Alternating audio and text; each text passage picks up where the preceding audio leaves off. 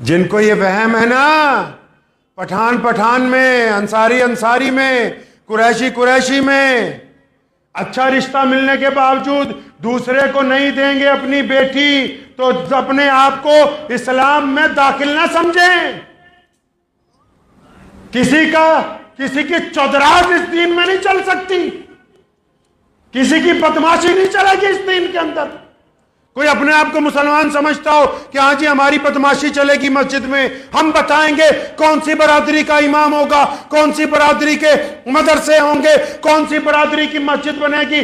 اگر آپ بھی اسلام میں غنڈہ گردی کرنا چاہتے ہیں تو یقین مانو آپ کا دل آپ کو کہتا ہوگا کہ آپ رب رسول کا کام کرتے ہیں، اللہ کے نزدیک نل ہے، بالکل کانٹا لگا ہوا ہے، کوئی مرتبہ نہیں ہے اللہ کے نزدیک۔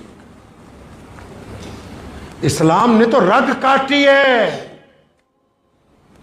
دنیا سے ظلم کی۔ یہ ظلم ہی تو ہے کہ ایک آدمی آگے کھڑا ہو شہزادہ ہو اور ایک غریب باہر کھڑا ہو۔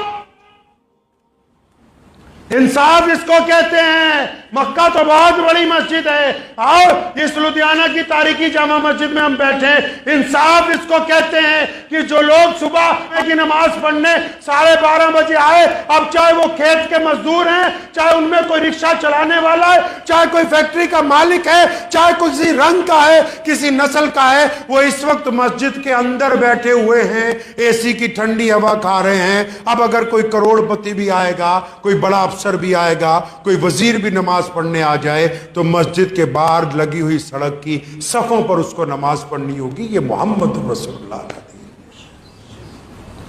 یہ وہ پریکٹیکل نظام ہے۔ دنیا سمجھتی ہے کہ اسلام کو طاقت سے شکست دے دیں گے، کوئی طاقت دنیا میں اسلام کو شکست نہیں دے سکتی۔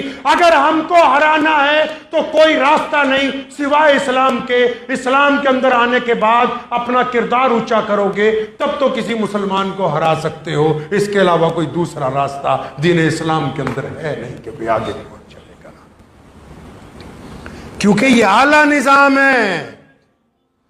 اس نے دنیا کے دلوں پر مرہم لگائی ہے،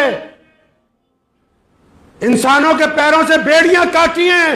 محمد رسول اللہ نے بیٹی کو کندھے پہ بٹھایا، احترام دیا ہے لوگوں کو، حکم ہوا ہے کہ تم تمام لوگوں کی، چاہے وہ مسلمان ہو یا نہیں ہو، اس سے کوئی مطلب نہیں۔ آپ میں سے کئی لوگ پوچھنے لگ پڑتے ہیں کہ جو فلاں اسلامی ملک میں فلاں غیر مسلموں کی عبادت گاہ بن گئی، وہ عبادت گاہ غیر مسلموں کی جو بنی ہے وہ اسلام کے اعلیٰ نظام کی مثال ہے، ان کا کوئی کمال نہیں ہے اس میں۔ اسلام نے عدل اور انصاف کو قائم کیا۔ اگر کوئی بندہ ایمان میں نہیں ہے، آپ کے مذہب میں نہیں، اور آپ اس ملک میں حکومت کرتے ہیں تو ان کی عبادت گاہوں کی حفاظت کرنا بھی آپ کی ذمہ داری ہے۔ محمد رسول اللہ نے ہمیں یہ بات سمجھائی کہ جب تم کہیں جاؤ گے تو لوگوں کی بیٹیوں کی عزت کرنا، ان کے بڑوں کے احترام کرنا، ان کے مذہبی رہنماؤں کا احترام کرنا، ان کی عبادت گاہوں کا احترام کرنا۔ یہ کمال اگر عطا ہوا تو محمد رسول اللہ کی طرف سے عطا ہوا۔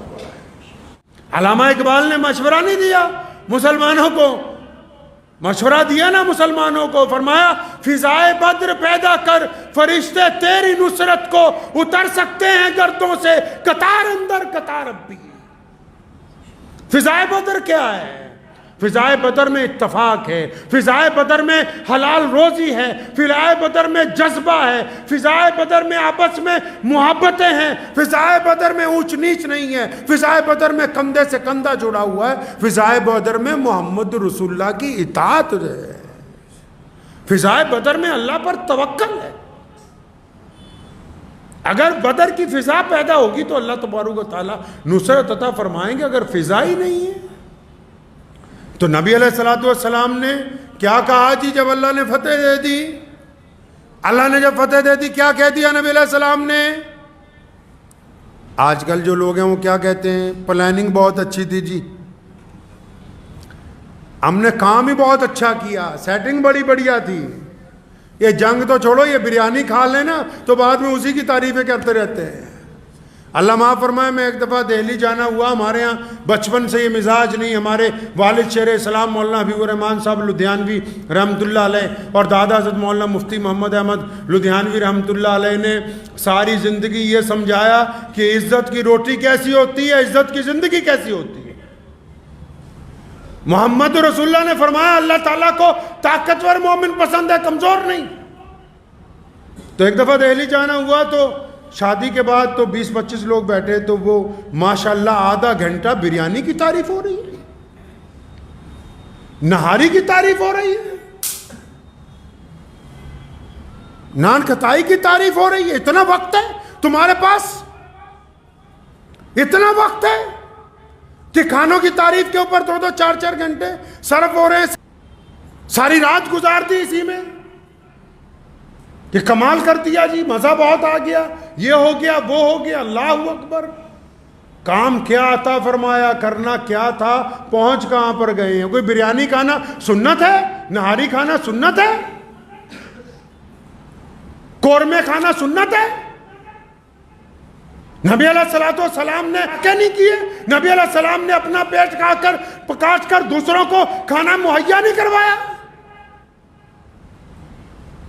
جن کو امامت دی گئی پوری دنیا کی، وہ محلے کی امامت کے اوپر ہی لڑ رہے ہیں آپس میں ایک دوسرے کے خلاف۔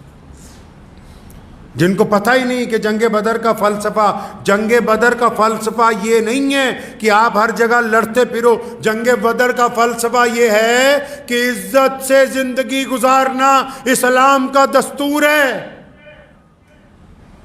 وقار کے ساتھ زندگی گزارنا اسلام کا شعار ہے۔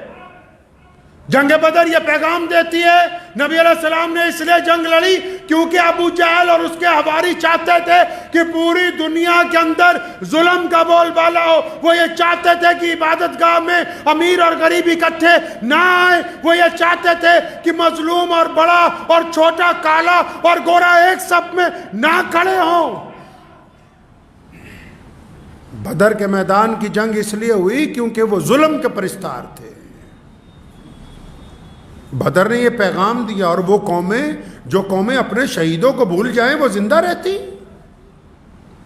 جو اپنے شہداء کو بھول جائیں، جو اپنے بزرگوں کو بھول جائیں، اپنے اکابرین کو بھول جائیں، اپنے بڑوں کو بھول جائیں، وہ قومیں زندہ رہتی۔ جن کو صرف کھانے پینے کی اشیاء یاد رہیں، جو قومیں صرف کھانے پینے پر لگی رہیں، ان کو دنیا میں کوئی یاد نہیں کرتا۔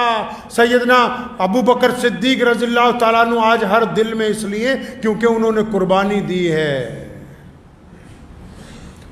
بلال رضی اللہ تعالیٰ عنہ جیسا غلام آج مسلمانوں کے سر کے تاج اس لیے کیونکہ محمد رسول اللہ کی پیروی کی ہے۔ تو اتنا وقت لگا دیا کہ کون پڑھ رہا ہے کون نہیں پڑھ رہا، کوئی ذکر ہی نہیں کہ کون مظلوم ہے کون نہیں ہے۔ سارا دستور میخانہ بدلا ہوا ہے پورے کا پورا۔ نبی علیہ السلام کو میدان کے اندر جب فتح ہوئی کیا کہا؟ علیہ السلام نے کیا فرمایا؟ جب بدر میں فتح اللہ نے دے دی، جب اللہ تعالیٰ نے فتح عطا فرما دی، تو پیارے نبی حضرت محمد رسول اللہ صلی اللہ علیہ وسلم سجدے میں جھک گئے، صحابہ اکرام نے سجدہ شکر ادا کیا، اور ایک ہی بات رسول اللہ نے کہی، وہی صحابہ نے کہی، فرمایا ہمارے رب نے ہم کو فتح عطا فرمائی ہے، ہمارے رب کی مدد سے ہم ان کے اوپر غالب آ گئے ہیں۔ اگر ہمارے اللہ کی مدد ہمارے ساتھ نہیں ہوتی تو دنیا کی کوئی طاقت ہمیں فتح نہیں دے سکتی تھی۔ ساز و سامان تو طے نہیں کرتے، ساز و سامان نے تو آج بھی طے نہیں کیا۔ آج بھی دنیا کی سپر پاور ماتھا ٹیک کے گئی ہے زمین کے اوپر۔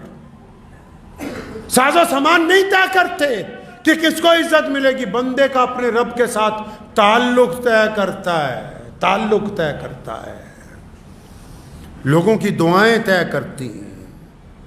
سلطان صلاح الدین ایوبی رحمۃ اللہ علیہ نے جب بیت المقدس کو فتح کر لیا نا، تو فرانس کے بادشاہ نے کئی لاکھ کا لشکر جمع کیا تھا، کس لیے کہ فوراً بیت المقدس پہ واپس قبضہ کر رہا ہے۔ اور سلطان کو جب پتہ لگا، لگاتار 20 سال سے جنگ لڑ رہا تھا، بڑا پریشان ہوا۔